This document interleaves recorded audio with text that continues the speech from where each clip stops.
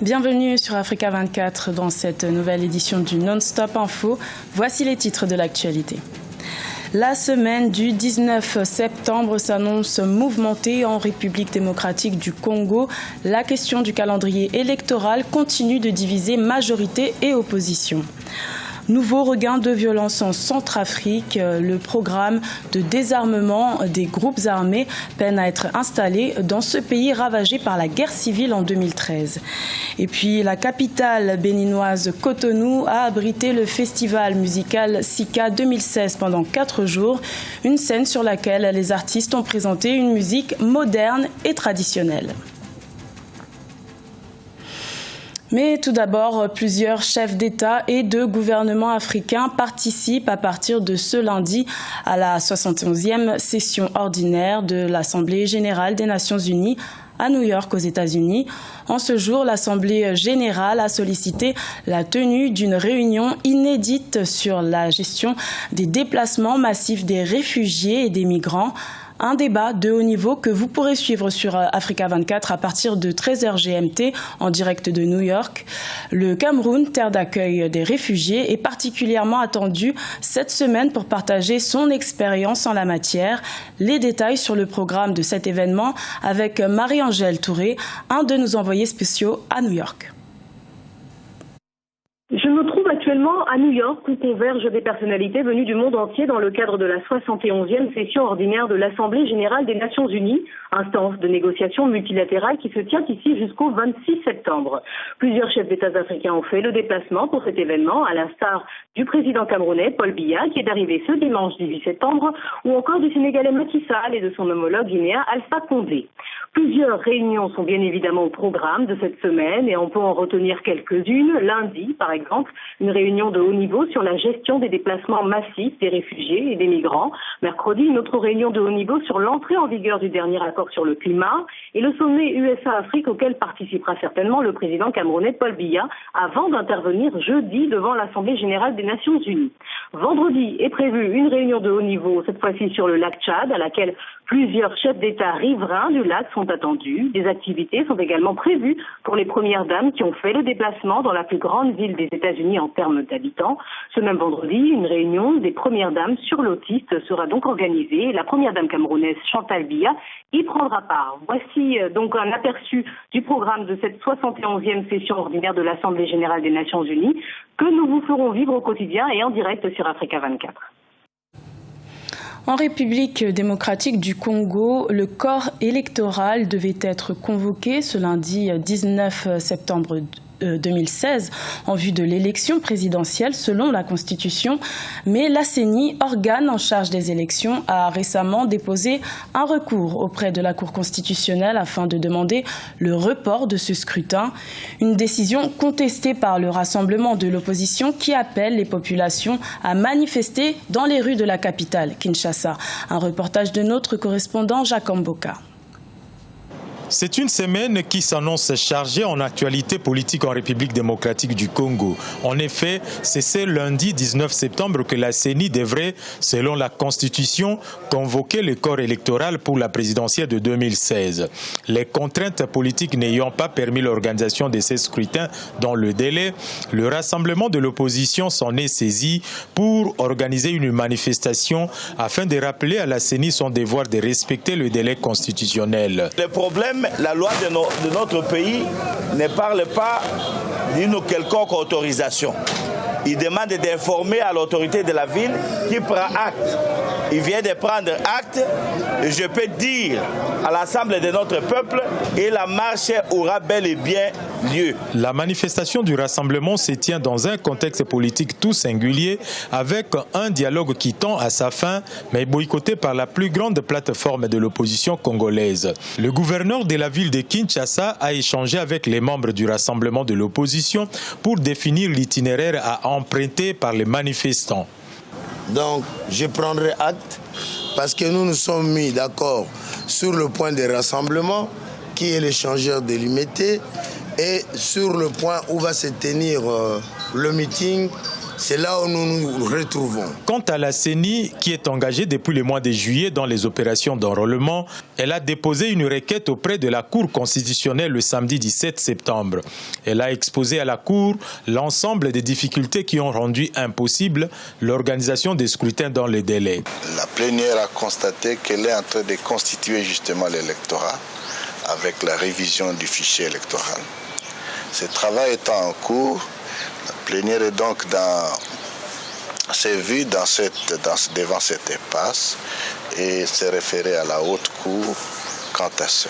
La manifestation du rassemblement se tient alors que le dialogue politique inclusif se poursuit à la Cité de l'Union africaine où les délégués doivent trancher la question du calendrier électoral et trouver un accord politique avant la clôture de ces travaux. Au Gabon, la décision qui émanera de la Cour constitutionnelle d'ici le 23 septembre mettra un terme au processus électoral en cours. La plus haute juridiction du pays a été saisie le 8 septembre par l'opposant Jean Ping qui revendique sa victoire au scrutin du 27 août 2016. La coalition de l'opposition a tenu un meeting ce dimanche 18 septembre au cours duquel un de ses soutiens et ancien candidat à l'élection présidentielle, Casimir Oyemba, s'est exprimé. Écoutons-le au micro de l'un de nos envoyés spéciaux au Gabon, Chiringo Gang. L'opposition gabonaise s'est réunie ce dimanche 18 septembre au domicile de M. Jean Ping afin de réagir à une interview accordée à un magazine panafricain par la présidente de la Cour constitutionnelle du Gabon. On découvre que, non satisfaite de s'est penchée publiquement sur les tenants et les aboutissants du contentieux électoral soumis précisément au jugement de la juridiction qu'elle préside, la présidente de la Cour constitutionnelle fait sien les arguments et les thèses de M. Ali Bongo.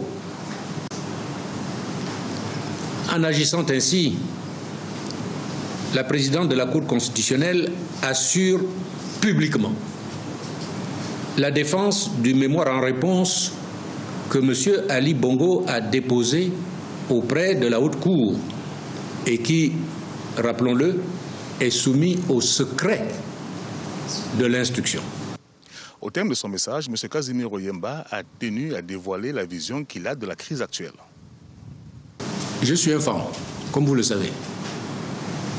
Chez les francs, il y a un proverbe qui dit « Quand un problème se pose, il y a une solution quelque part. » Le problème, la question, la difficulté, c'est de trouver cette solution.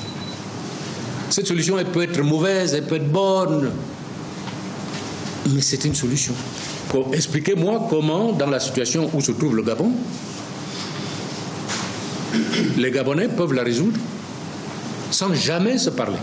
Expliquez-moi comment ça peut se faire.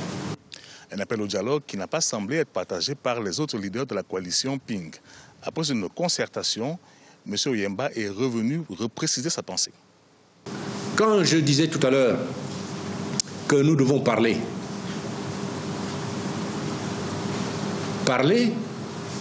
ça ne peut venir qu'après qu'on aura constaté que c'est M. Ping que les Gabonais ont voulu porter à la présidence. Je n'ai pas voulu du tout, je ne peux pas mettre ça entre parenthèses.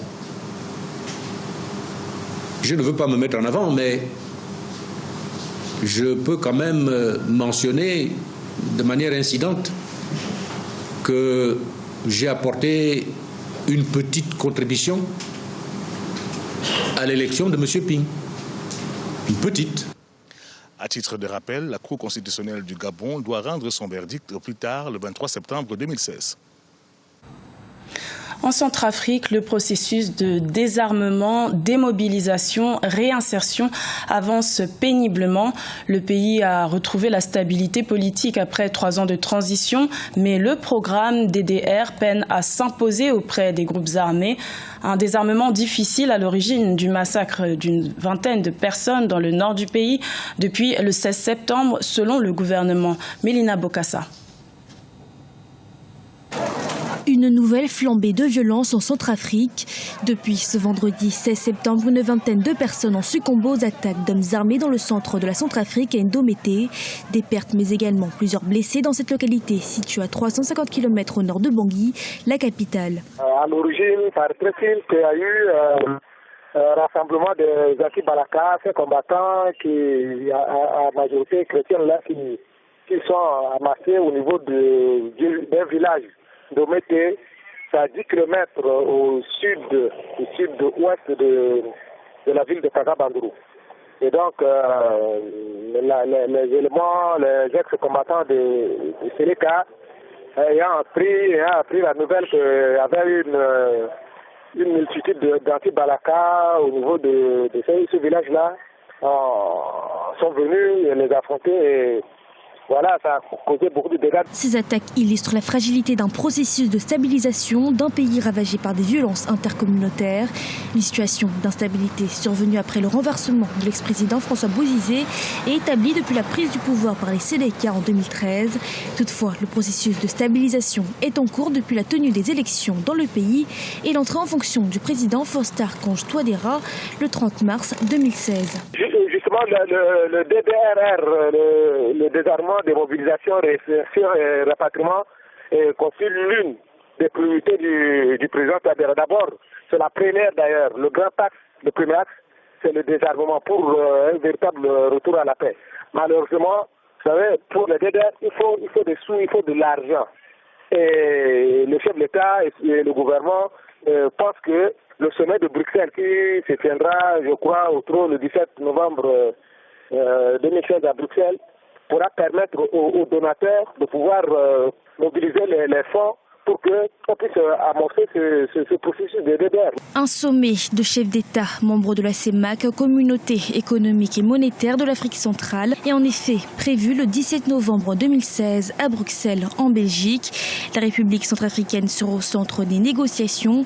Objectif, faire un tour de table de bailleurs de fonds afin de permettre au président Faustin Archange Touadéra de faire face aux difficultés auxquelles il est confronté, notamment le processus de désarmement, démobilisation et réinsertion des anciens combattants.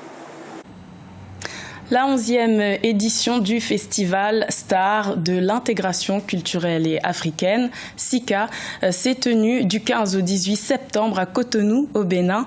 Une rencontre axée sur le thème de l'impact éducatif de l'artiste au sein de la société. Une soixantaine d'artistes venus des 4 coins du continent ont pris part à cet événement. Un reportage de notre correspondant au Bénin, Leftiounou. Le festival Star de l'intégration culturelle et africaine SICA 2016 a connu son épilogue ce samedi 17 septembre 2016 à Cotonou, la capitale économique du Bénin. Placé sous le thème l'impact éducatif des artistes au sein de la société, cette 11e édition a réuni plusieurs acteurs du monde culturel et musical africain. Cet événement qui valorise la musique moderne d'inspiration traditionnelle a une fois encore révélé les belles voix de la musique africaine. On a voulu réunir ces artistes-là sur un thème. Parce qu'en fait, l'artiste, c'est celui-là qui véhicule le message. Et nous avons voulu dire à ces gens, à ces artistes-là, les ramener pour dire, les messages que vous véhiculez, c'est des messages que nous, qui sommes des mélomanes, nous écoutons. Il va falloir que ce soit des messages qui sont des messages sains. Plusieurs prix étaient mis en compétition au cours de cette soirée de SICA 2016, dont le prix du meilleur présentateur et le prestigieux trophée SICA. 8 artistes africains étaient en lice pour le prestigieux trophée SICA dans la catégorie musique moderne d'inspiration traditionnelle. Ils représentaient respectivement le Bénin, le Togo, le Ghana, le Gabon, le Nigeria, la Côte d'Ivoire, le Congo et la Guinée équatoriale. C'est un beau festival avec beaucoup de couleurs. Des artistes viennent de partout et l'expérience que j'en tire, c'est qu'il faut être unis. Il faut être unis parce qu'on ne peut pas bâtir un monde sans les autres. Et j'ai apprécié toutes les voix, toutes les artistes avec de magnifiques voix, de beaux timbres. Et je partirai d'ici franchement avec un pincement dans le cœur parce que j'ai beaucoup aimé le Bénin et j'espère que je reviendrai. J'aime à le dire, la plus belle fille. Les membres du jury ont été séduits par la qualité des prestations en live des candidats. Le Bénin, représenté par l'artiste Kala Moulay, a remporté le trophée de la 11e édition dans la catégorie meilleure musique moderne d'inspiration traditionnelle. Le Nigeria, quant à lui, a arraché le prix du meilleur présentateur live. Les prix du meilleur public et clip vidéo sont revenus respectivement au Congo et au Ghana. Ce journal a été réalisé par l'ensemble de la rédaction. Merci de votre fidélité. Retrouvez dans quelques instants une nouvelle édition de l'information sur Africa 24.